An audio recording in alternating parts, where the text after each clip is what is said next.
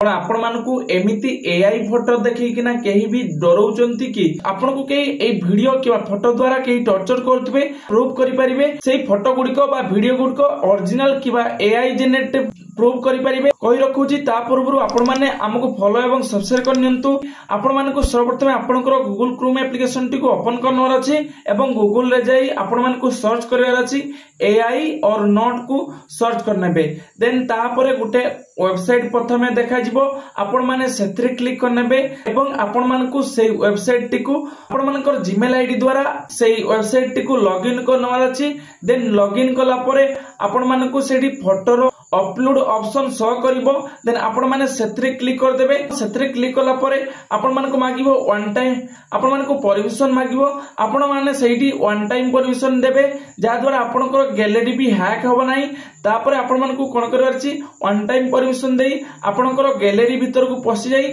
जो फोटो बा video T को आपण एआई भाबुचंती आपण ताको सिलेक्ट करनेबे सिलेक्ट करी कंटिन्यू कला परे आपनकर सेही फोटो टी टिके स्कैन होबो देन एया परे एडी लेखा आसीबो आपण देखि पारथिबे एआई जनरेट किबा ओरिजिनल बोली लेखा आसीबो या द्वारा आपण जानि परिबे